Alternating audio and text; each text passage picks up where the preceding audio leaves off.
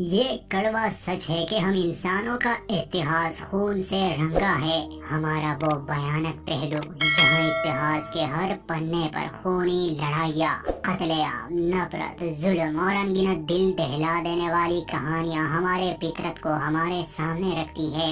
मगर इस सब के बावजूद भी हम इंसानों को खुद पर नाज है, क्योंकि हम सबसे खास जो है। आज की ये कहानी भी इतिहास के कुछ ऐसे डरावने पहलू से रूबरू करती है जहां इंसान की कोई अहमियत ही नहीं थी। शुरुआत एक नरेशन से होती है। एक बुजुर्ग जो अपने देवता ओडिन से एक शहजादे के लिए मदद मांगता है ताकि वो शहजादा अपना मकसद पूरा कर सके, वलहला के नाम। दोस्तों, अगर आप चैनल पर नए हैं तो सब्सक्राइब कर दे। कहानी की शुरुआत 895 ईस्वी नॉर्थ अटलांटिक के आइलैंड से होती है। वाइकिंग्स का राजा अरवेंडल अपनी सेना के साथ युद्ध जीतकर समंदरी जहाजों में घर लौट आते हैं, जहां बेसब्री से उसका बेटा शहजादा एमलेट अपने पिता का इंतजार कर रहा था। जहाजों को आते देखकर उसकी खुशी का ठिकाना नहीं रहता। भागते भागते वो अपनी माँ यानी महारानी गॉडरिन के पास जाता है, जो उस समय तैयार हो रही थी। एमलेट उन्हें कहता है कि राजा लौट आए, ओडिन उन्हें वापस घर ले आए। राजा अरवेंडल के आते ही सभी लोग उसके जीत के नारे लगा रहे थे। राजा अरवेंडल का एक भाई भी था, फेयोनिर, जो असल में नाजायज औलाद थी। वो भी इस जंग पर गया था और ये लोग अपने साथ गुलामों को भी लाए थे। आमतौर पर औरतें ही होती। सभी लोग राजा का स्वागत करते हैं। राजा अरवेंडल अपने पत्नी और बेटे को देखकर काफी खुश था। उस रात महल में जश्न होता है। जंग में लूटा हुआ खजाना राजा अपने साथ लाए थे। शुरुआत से ही हमें ये दिखाया जाता है कि फेयोनिर और अरवेंडल के बीच कुछ सही नहीं। रात को महारानी गॉडरिन अरवेंडल के करीब आने की कोशिश करती है, मगर राजा बीमार थे और वो किसी बीमारी के कारण मरना नहीं चाहते थे, बल्कि वो कहते हैं कि मैं शान से मरूंगा, इज्जत के साथ, किसी मैदान जंग में। अपनी रानी के साथ वक्त बिताने के बजाय वो अपने बेटे को लेकर एक जादूगर के पास जाते हैं, जहां वो अपने रस्मों रिवाजों को किसी रिचुअल की तरह करते हैं। इस कहानी के बीच बीच में हमें कुछ सीन दिखाए गए हैं, जैसे जादू या वाइकिंग्स की अंधविश्वास बातें, क्योंकि उस समय वाइकिंग्स इन बातों पर दिल से यकीन रखते थे। मगर साथ ही हमें सच्चाई भी दिखाई गई है कि ये बस उनकी सोच थी और कुछ नहीं। फिर यहाँ भी कुछ ऐसा ही होता है। रिचुअल करते समय एमलेट ऐसे फील करता है जैसे वो उड़ रहा है, और फिर उसे अपने पिता के सीने में दिल और फिर एक ऐसा पेड़ नजर आता है जिस पर किंग अरवेंडल का परिवार था, और एमलेट भी अपना एक झलक देखता है राजा के रूप में। सुबह जब अरवेंडल अपने बेटे के साथ उस टेम्पल से बाहर आता है, अचानक उन पर हमला होता है। कुछ घुड़सवार राजा को तीरों से जख्मी कर देते हैं और उसके करीब आकर उसमें अपने बाले घुसा देते हैं। उस समय एमलेट जंगल की तरफ भाग जाता है। वो अपने पिता को मरते हुए देख रहा था, मगर कुछ नहीं कर पा रहा था। जल्दी ये पता चलता है कि अरवेंडल का कत्ल करने वाला कोई और नहीं बल्कि उसका अपना ही भाई फेयोनिर है। मरने से पहले अरवेंडल अपने भाई को ये कहता है कि जिंदगी भर तुम्हें ये डर सताता रहेगा कि तुम मेरे तख्त के हकदार नहीं थे और तुम्हारी बादशाहत चुराई हुई है। तुम्हारी ये गलती तुम्हें जिंदगी भर तकलीफ देगी और एक दिन बदला खुद तुम्हें ढूंढ कर तुमसे वो सब छीन लेगा जैसे तुमने मुझसे छीन लिया। और इसी के साथ फेयोनिर राजा अरवेंडल का सर तन से अलग कर देता है।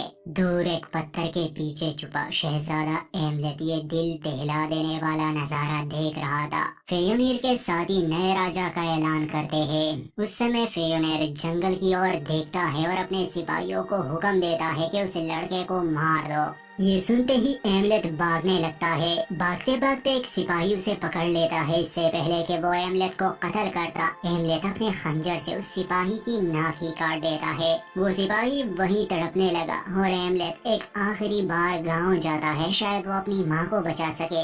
मगर फेयोनिर रानी गॉडरिन को जबरदस्ती वहाँ से ले जाता है, जो उस समय बहुत चिल्ला रही थी। मगर अब भी छोटा एमलेट कुछ नहीं कर पा रहा था। पूरे राज्य में खबर फैल गई कि फेयोनिर ने राजा आरवेंडल और उसके बेटे को मार दिया। उसने रानी से शादी कर ली और अब वही वाइकिंग्स का नया राजा है। ये सब एमलेट अपनी आंखों से देख रहा था। गुस्से के आग में वो एक नाव लेके आइलैंड से निकल जाता है, मगर बार बार वो अपने साथ ये बातें दोहरा रहा था कि मैं आपका बदला लूंगा पिताजी, मैं तुम्हें बचाऊंगा माँ, और मैं तुम्हें मार दूंगा फेयोनिर। वहाँ फेयोनिर को बताया गया था कि लड़का मर चुका है। उसे असलियत का पता नहीं था, मगर राजा आरवेंडल के साथ साथ उसने आरवेंडल के सभी वफादारों का भी कत्लेआम किया था और तख्त उसका हुआ। अब कहानी में कुछ साल गुजर जाते हैं और हमें वाइकिंग्स की एक सेना दिखाई जाती है जो एक युद्ध लड़ने जा रही थी। उन्हीं सैनिकों में हमें एमलेट भी दिखाया जाता है जो अब बड़ा हो चुका था और काफी शक्तिशाली भी। आज भी वो अपने वादे पर डटा है कि वो बदला लेगा। किसी को नहीं पता कि वो आरवेंडल का बेटा है। उसने बहुत लड़ाइयाँ लड़ी और अब वो गार्दरिक की लड़ाई में हिस्सा लेता है। वाइकिंग्स की सेना गाँव में घुसकर सभी का कत्लेआम शुरू कर देती है। क्योंकि ये एक डार्क फोकटेल है तो इसमें एमलेट भी कोई रहमदिल इंसान नहीं होता। पहले तो मर्दों को बेरहमी से कत्ल कर दिया जाता है, बस कुछ को जिंदा छोड़ दिया जाता है जिन्हें गुलाम बनाकर भेज दिया जाएगा। सभी बच्चों को एक घर में बंद कर दिया जाता है और उस घर को आग लगाकर सभी बच्चों को जिंदा जला देते हैं ताकि इनकी नस्ल ही खत्म हो जाए। सिर्फ औरतें और कुछ मर्दों को गुलामी के लिए छोड़ दिया जाता है। इस बीच एमलेट ये खून खराबा, ये जुल्म देख रहा था। उसी की तरह न जाने कितने बेबस बच्चे जो अपने माता पिता को मरते हुए देख रहे थे, मगर एमलेट को कोई फर्क नहीं पड़ता क्योंकि उसकी जिंदगी का सिर्फ एक ही मकसद है, वो है बदला लेना। उस रात एमलेट को नींद नहीं आ रही तो वो वहाँ के एक टेम्पल में जाता है जहाँ उसे एक जादूगरनी मिलती है। उसकी आंखें निकाल दी गई थी, मगर वो एमलेट को कहती है कि वक्त आ गया है, तुम अपने पिता का बदला लो और अपने राज्य को संभालो। तुम्हें फेयोनिर को मारना है, मगर सच तो ये था कि असल में ये एक सपना था। मगर वाइकिंग्स के नजरिए से देखे तो वो लोग इस तरह की बातों और किस्मत पर यकीन रखते। तो एमलेट को समझ आ गई कि अब तकदीर ने उसे पुकारा है।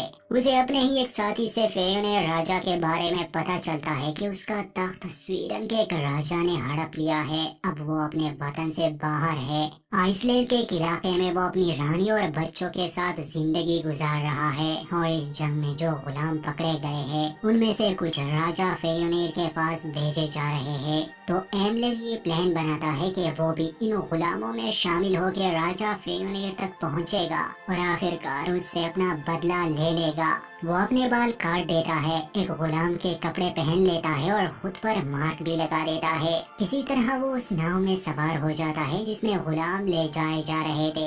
इसी सफर में एमलेट की मुलाकात एक जादूगरनी से होती है जो एमलेट को पहचान लेती है कि तुम वाइकिंग हो मगर तुमने भेष बदला है। खैर उस समय तो एमलेट उसे अपने बारे में ज्यादा कुछ नहीं बताता। समंदरी सफर की वजह से काफी गुलाम बीमार हो जाते हैं और कुछ मर जाते हैं। कई दिन के बाद वो आइलैंड पर पहुंच गए। इस बीच एमलेट को कुछ अजीब से विजन्स भी आए थे जिसमें वो साल्विक लड़की जो जादूगरनी है उसे अपने सपने में देखता है। इस लड़की का नाम ओल्गा है। इसे भी बाकी गुलामों के साथ राजा फेयोनिर की खिदमत के लिए आइसलैंड लाया गया था क्योंकि फेयोनिर अब चुपके रह रहा था। हालांकि उसकी फौज अभी भी बाहर लड़ रही थी। रास्ते में ओल्गा एमलेट से उसके मकसद के बारे में पूछती है तो एमलेट बता देता है कि मैं अपने पिता का बदला लेने और अपना शासन वापस लेने आया हूँ। ओल्गा भी उससे वादा करती है कि इस काम में मैं तुम्हारी मदद करूँगी। अब सीन राजा फेयोनिर पर शिफ्ट होता है जो अपने लिए टेम्पल बना रहा था। अभी भी उसके पास कुछ सेना और गुलाम थे। उसके दो बेटे भी थे, एक बड़ा और एक छोटा। उस समय फेयोनिर और उसका छोटा बेटा टेम्पल बनाने का काम कर रहे थे। तो उसका बेटा वेसल पूछता है कि पिताजी हम ये काम क्यों कर रहे हैं, ये तो गुलामों का काम है, ये टेम्पल हमारा है और आप इसके राजा हैं और आपके बाद मैं। तो फेयोनिर अपने बेटे को समझाता है कि हमें दोनों ही सूरतों में तैयार रहना होगा। क्या पता आज मैं राजा और कल कोई गुलाम बन जाऊं। साथ ही वो ये भी कहता है कि ये काम करना इसलिए जरूरी है ताकि हमारे गुलामों को हम कमजोर ना लगे। फेयोनिर का दूसरा बेटा तोरेर लड़ाई में इतना अच्छा नहीं था। खैर ठीक उसी समय गुलामों को वहाँ लाया जाता है और उन्हीं में से एमलेट और ओल्गा भी थे। राजा सभी को देखकर कहता है कि ये तो कमजोर है, मुझे ये नहीं चाहिए, इन्हें वापस भेज दो। तो एमलेट अपनी ताकत दिखाने के लिए दहाड़ता है, जिससे राजा उसे ओल्गा और कुछ और गुलामों को रख देता है। बाकी सभी को वापस भेज दिया जाता है। राजा उससे नाम पूछता है तो एमलेट अपना एक झूठा नाम बता देता है। फिर उसी रात एमलेट अपने सेल से बाहर आता है और फियोनेर को मारने की कोशिश करता है, मगर वो अपनी माँ को देख लेता है, इसलिए वो थोड़ा रुक जाता है क्योंकि अभी तक उसे इस जगह के बारे में ज्यादा जानकारी नहीं है और उसे ये सब सोच समझकर ही करना होगा। वो यहाँ काम करने लगा, बाकी सबसे वो ज्यादा काम करता था और वो एक वॉरियर भी था, मगर अभी तक राजा और उसके बेटे तोरेर को शक नहीं हुआ था। काम करते करते वो अपनी माँ को देखने भी जाता है और वो देखता है कि वो फियोनेर की खिदमत कर रही थी। फिर ओल्गा और एमलेट की बातें होती है, मगर राजा ने ओल्गा को अपने लिए रखा था। ओल्गा एमलेट को याद दिलाती है कि तुम यहाँ जिस काम के लिए आए हो वो पूरा करो और हमें आजादी दिला दो। उस रात फिर से एमलेट अपने सिर से निकल जाता है, इससे पहले कि वो कोई हथियार ढूंढता और राजा को कत्ल करता। उसका ध्यान एक भेड़िया पर जाता है और उसका पीछा करते करते वो एक गुफा में पहुंच जाता है, जहां वो एक बुजुर्ग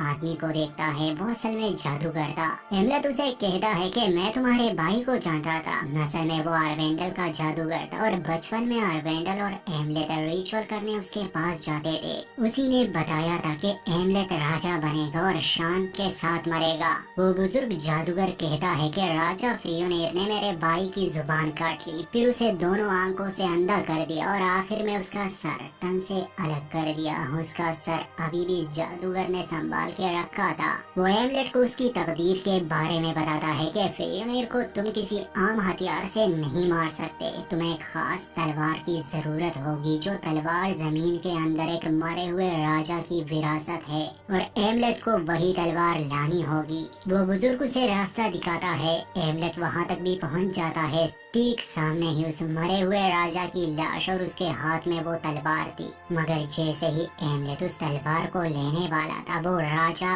उठ खड़ा होता है और अब वो एमलेट से लड़ने लगा। दोनों के बीच काफी लड़ाई होती है, मगर जादूगर ने कहा था कि तुम उसे चांद की रोशनी में ही मार सकते हो, तो वो उसे जैसे ही रोशनी में लाता है मार देता है। उसके खत्म होते ही एमलेट वो तलवार ले लेता है, मगर यहाँ सीन अचानक से पीछे चला जाता है। असल में ये तो बस वाइकिंग्स की एक सोच थी, मुर्दे जिंदा नहीं होते।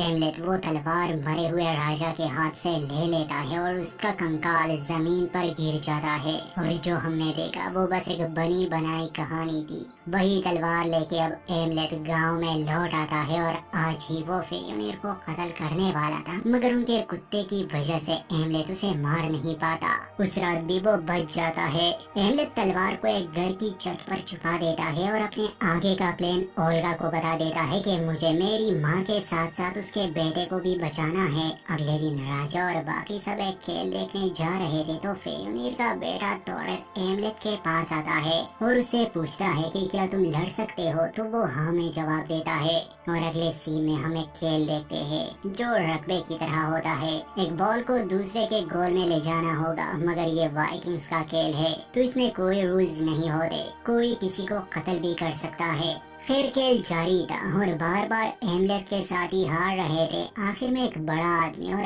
एमलेट ही खेल में रह जाते हैं, मगर राजा का छोटा बेटा खेल को लेकर इतना एक्साइटेड हो जाता है कि वो खुद बॉल को ले जाने मैदान में आता है, मगर वो आदमी उसे जख्मी कर देता है और कत्ल करने वाला था कि एमलेट ही उसे मार देता है। अब उसकी वफादारी सबके सामने थी, इसलिए तोरेर उसे बाकी सब गुलामों का लीडर बना देता है और ओल्गा भी उसे देती है। सेलिब्रेशन के बाद एमलेट और ओल्गा फिजिकल होते हैं और एमलेट ओल्गा को कहता है कि कल से हम इन लोगों के भयानक सपने की शुरुआत करेंगे। वो ओल्गा को जहरीला मशरूम देता है जिसे वो खाने में मिला देती है और रात को तोरेर के सभी वफादारों को एमलेट कत्ल कर देता है और उनकी लाशों के टुकड़े टुकड़े करके घर पर टांग देता है, जिससे तोरेर बहुत ज्यादा गुस्सा हो जाता है और लोगों में खौफ फैल जाता है। एक बुजुर्ग कहता है कि शायद ये ईसाइयों के ईश्वर का काम है क्योंकि ये वो समय है जहाँ क्रिश्चियनिटी नई नई दुनिया में फैल रही थी। खैर अब एमलेट पर तो किसी का शक होने वाला था नहीं, क्योंकि वो तो एक गुलाम है और एक वफादार भी।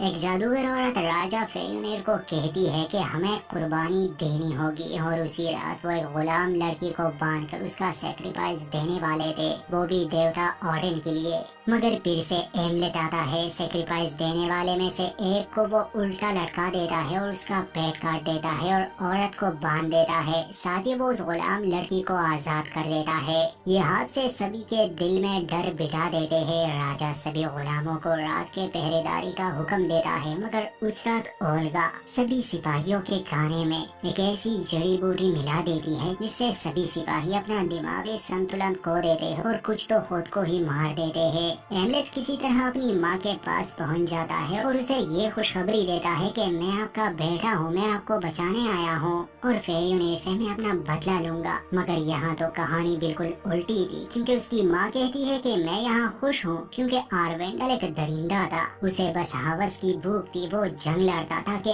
औरतों को गुलाम बना सके। मैं भी एक गुलाम थी, उसने मेरा रेप किया था जिसे तुम जन्मे। मैंने ही फेयुनेर को उस काम के लिए भड़काया था क्योंकि वो मुझसे प्यार करता था और मैंने ही उससे मिन्नतें की थी कि वो मेरे पति और बेटे को मार दे। ये सब सुन के एमलेट का दिल टूट जाता है। सारी जिंदगी वो जिस बदले को अपने दिल में रखे हुए था, एक मकसद, और अचानक से उसे ये पता चलता है कि वो सब तो झूठ था। फिर वो अपनी माँ को तो नहीं मारता, मगर फेयुनेर के बड़े बेटे तोरर को नींद में ही मार देता है। अगले दिन फेयुनेर अपने बेटे की लाश देखकर रोने लगा, उसका दिल भी निकाल दिया गया था। गोदरिन उसे समझाती है कि यहाँ कोई शैतानी शक्तियाँ नहीं जो ये सब कर रही है, बल्कि ये मेरा बेटा है, वो आरवेंडल का बदला लेने आया है। और वो ये भी कहती है कि तुम्हें उसे अपने हाथों से कत्ल करना होगा। रात को ही एमलेट ने ओल्गा को इस बारे में बता दिया था कि अब सभी मेरी हकीकत जान गए, इसलिए अब मैं यहाँ और नहीं रुक सकता। अगले दिन फेयुनेर सभी गुलामों को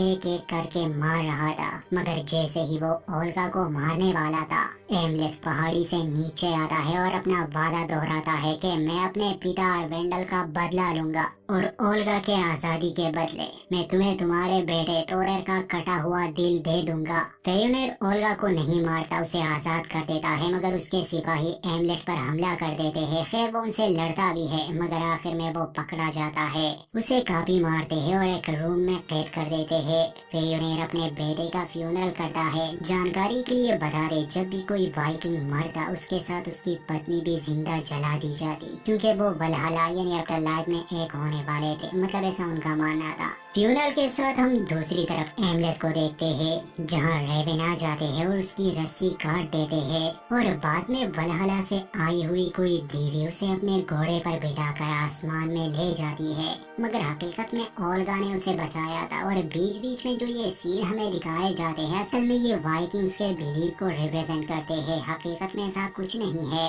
ओल्गा उसे बताती है कि देवी ने मुझे इशारा दिया है कि मैं जहाँ भी जाऊँ तुम्हें अपने साथ ले जाऊँ। असल में एमलेट ने अपना सेक्रीफाइस देकर ओल्गा को फ्री किया था, मगर अब उसे एमलेट से प्यार हो गया। एमलेट भी एक नई जिंदगी शुरू करना चाहता था, तो वो ओल्गा के साथ आइसलैंड से दूर जाने का फैसला करता है। मगर नाव में बैठने के बाद जब वो उसके पेट के करीब अपना सर रखता है, उसे एक विजन दिखाई देता है। असल में ओल्गा प्रेग्नेंट थी और अचानक से एमलेट को ख्याल आता है कि जब तक फेयुनेर इस दुनिया में जिंदा है तुम्हें और इस बच्चे को खतरा है, इसलिए मैं उसे मार दूंगा और तुम्हारा ये बच्चा एक राजा बनेगा। ओल्गा के मना करने के बावजूद एमलेट वापस आता है और रात को वो अकेले ही गांव पर हमला कर देता है। पहरेदारों को मारने के बाद वो अपनी माँ का भी कत्ल कर देता है और उसके छोटे बेटे का भी। इसके बाद फेयुनेर वहाँ आता है, मगर वो उससे लड़ता नहीं। वो अपनी पत्नी और बेटे की लाश ले जाते हुए कहता है कि मेरा और तुम्हारा सामना हेल के दरवाजे पर होगा,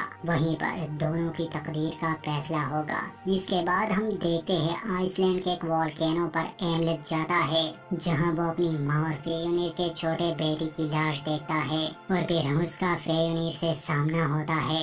दोनों ही एक जबरदस्त फाइट करते हैं, मगर एंड में दोनों ही मारे जाते हैं।